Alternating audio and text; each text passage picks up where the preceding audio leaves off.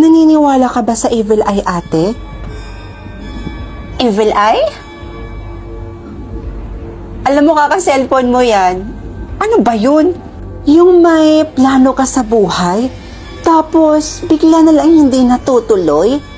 Dahil yon sa mga taong inggit na nakakapag-produce ng bad energy at nagiging dahilan para may mangyaring masama bago matuloy yung plano mo. Kaya bili ka na sa akin ng pangontra, ate. Mura lang to. Sabi ni, didiskartehan mo pa ako, ah. Aba, tropa! Amoy December yung aura mo. Saan ka punta? Pupunta kami ng Subic ngayon ng boyfriend ko. Alam mo na, anniversary kasi namin ngayon. Alam mo, ang swerte mo dyan sa boyfriend mo, no? Sana talaga kayo na talaga. Tsaka Subic? Ay, nako, sulitin mo dun. Ako, dito lang ako sa milk shop ko. Tingnan mo naman, ang daming customer mula kahapon. Ngayon, feeling ko dadagsa na naman. Aba, successful ang tropa, ah. O siya, sige na. Umalis ka na, bumiyahe ka na doon. Mag-ingat ka.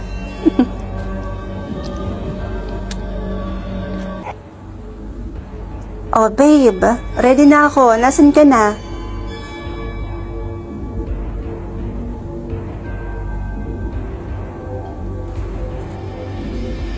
Uy, tropa, bakit ka nandito? O, hindi ka ba natuloy, ha? Hindi ka natuloy, no? Andyan na, sandali. Pasensya ka na, tropa, ha? Ang dami ko na naman kasing customer ngayon. Sinabi ko naman sa'yo kanina, di ba? Na, ay nako, dadags talaga yung customer ko ngayon. Sige lang, sige lang. Sige, dito ka lang muna, babalikan kita. Andyan na. Ay naku, tropa, buti na lang at naghintay ka. Salamat sa paghintay sa akin, ha? Ay naku, basang-basa na ako. Ay naku, ang dami kasing customer. Sinabi ko naman sa'yo, diba? Pero mabuti na yon para naman mabili ko na yung pinapangarap kong wing band para sa bagong business ko na skincare. Ako nga, hinihintay ko lang na ma-approve yung visa ko. Gusto ko na rin kasi magtrabaho sa abroad. Hoy, wag mo akong kakalimutan, ha? Pasalubungan mo ako. Tsaka yayaman ka talaga sa abroad. Sige ho, salamat ho. Oh, ate. Kakatawag lang nila ngayon. Pero sabi nila, malabo pang araw na ma-approve yung visa mo. Ano ba naman yan? Bad news na naman?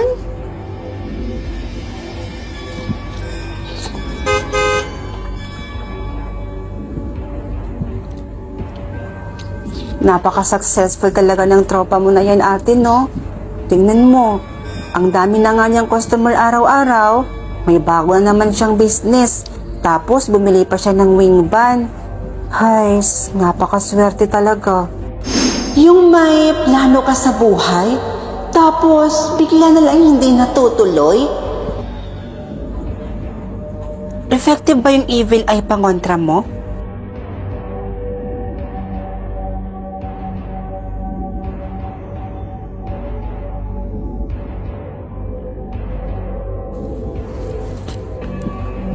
Uy, tropa! Wow, ha? Mukhang tuloy na yung Subic, ha? Tuloy na talaga. Sige, punta na ako dyan. Ano? Ha? Paano? Paano ng looban? Sandali lang, ha?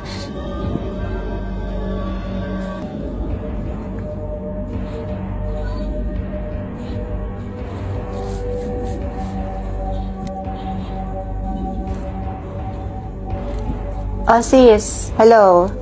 Nasa biyahe pa kami, papuntang Subic. Pero malapit na kami. Bakit? Approve na yung visa mo, ate. Talaga? Finally! Thank you, Lord. O siya, sige na sis ha. Bye-bye. Thank you. Babe, approve na yung visa ko.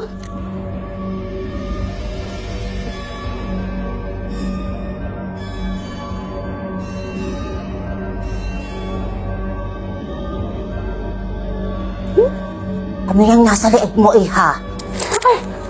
Evil eye ba yan? Oho. Ining, tanggalin mo yan. Tanggalin mo na yan. Bakit ho?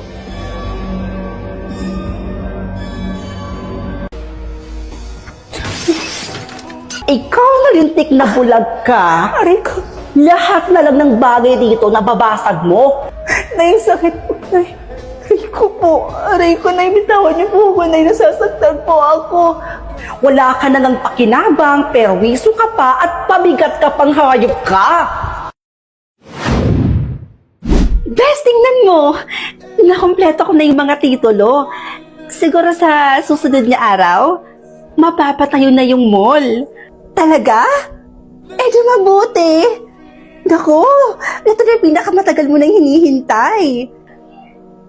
Pero best, tinuloy mo pa rin ba na pati yung lupain ng pamilya mo, binili mo? Oo naman. Di ba yun naman talaga yung plano ko mula umpisa pa lang? Nabilhin ang mga lupain nila nang manirahan sila sa kalsada at maranasan nila yung ginawa nila sa akin. Sa totoosin nga, kulang pa nga yun eh. Kasi gusto ko, mas gumapang sila sa hirap. Best, hindi sa nangingialam ako ha. Hindi yata parang sobra naman yung ginagawa mo sa pamilya mo. Hindi mo pa rin ba sila napapatawad hanggang ngayon? Best, kawawa yung pamilya mo. Hindi ka ba naaawa sa kanila? Ano? Maawa? Bakit? Ha? Naawa ba sila sa akin doon? Hindi. Pinagtabuyan nila ako. Kinawawa. Alam mo, Bes, dati, ako naman talaga yung breadwinner sa pamilya namin eh. Lahat. Financial, lahat ng tulong ibinigay ko na sa kanila. Halos wala na nga akong itira sa sarili ko eh. Sa kagustuhan kong mabigyan ko lang sila ng magandang buhay. Pero anong isinukli nila? Simula nung na-aksidente ako, simula nung nabulag ako, sinong nalapitan ko? Wala. Dahil yung pamilyang inaasahan ko na tutulong sa akin, nasan sila? Pinagtabuyan nila ako.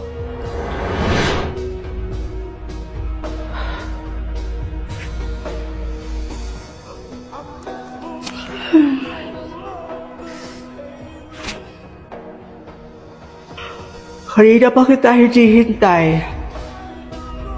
Tanda-tanda ko na. Pinupuyat mo pa ako. Nay, sorry po ah. Nag-OT po kasi kami ngayon sa mall. Nag-overtime kami dahil holiday po ngayon at marami pong tao.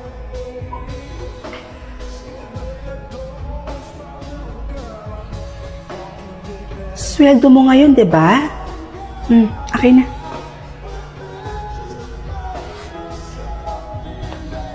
Nay, nag-withdraw na ako ng perang sakto lang po para sa atin. Ito po yung para sa kuryente, tubig, at para sa pagkain po. Ito po, Nay. Kuryente, tubig. O anak, pambayad lang to ng kuryente at tubig. Asa naman yung allowance ko? Alam nga namang anak, ito lang yung ibibigay mo. Nay, pwede po bang sa susunod na lang po? Sakto lang po kasi yung perang ni-withdraw ko, tsaka Kailangan ko rin po ng perang panggastos. eh, ang dami-dami pa nga niyan. Akin na Nay. nga yan.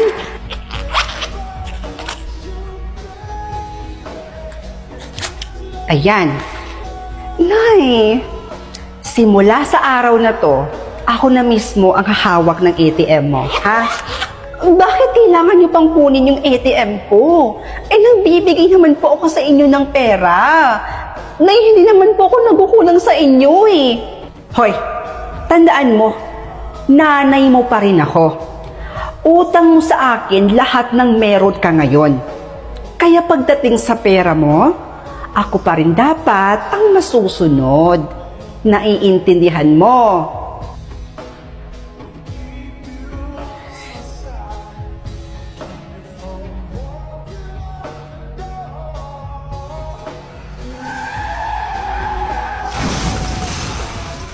Mrs., pasensya po pero tuluyan na pong nabulag ang anak ninyo dahil po sa malalang aksidenteng nangyari po sa anak ninyo.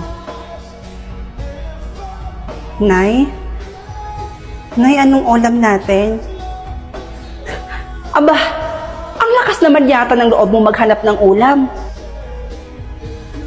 Bakit? May ibinigay ka bang pera sa akin pambili ng ulam mo? Eh lahat nga ng ipon mo sa pagpapagamot mo lang napunta. Dahil sa katangahan mo. Alam mo kung hindi ka lang naman nagpakatanga at nagpakasagasa? Eh di sana ang ganda ng buhay natin ngayon. Kaya mag-ulam ka ng asin.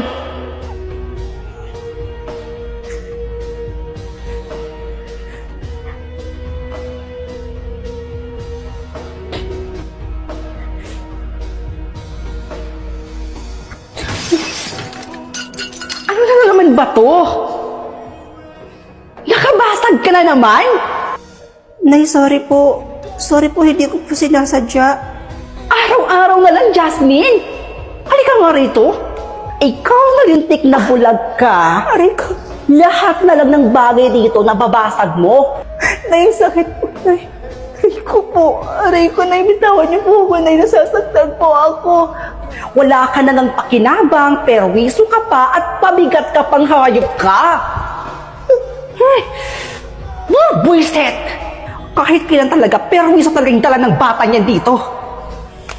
Hay nako, kayo naman kasi, Nay, nagpapaka-stress pa dyan sa bulag na yan. Alam nyo, kung ako sa inyo, iwanan nyo siya dun sa kalsada.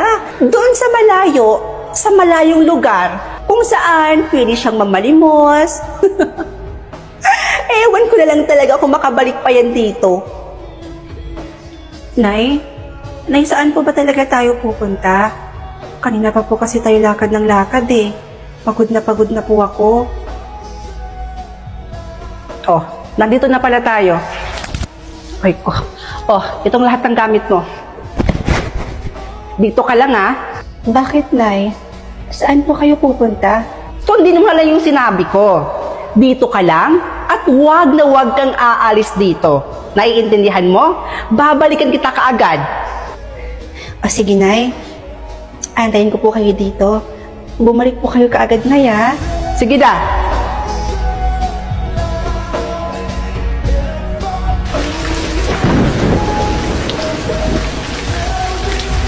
Nay? Nay, nasaan na po ba kayo?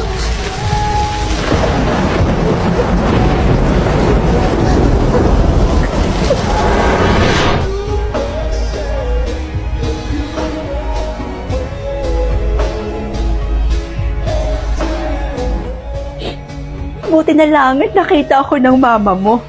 Dahil kung hindi, hanggang ngayon, palabi-labi pa rin ako sa kalsada. Baka hanggang ngayon, hindi ko alam kung buhay pa ba ako. Tapos yung pamilya ko, habang wala ako, namumuhay sila ng payapa, masaya, habang ako nagdudusa. Kaya kung hinihiling mong patawarin ko sila, hindi ko yun gagawin. Mas gugustuhin ko pang manirahan ako ulit sa kalsada or mas gugustuhin ko pang mabulag kaysa patawarin pa sila. Hindi ko yun sila mapapatawad kahit kailan.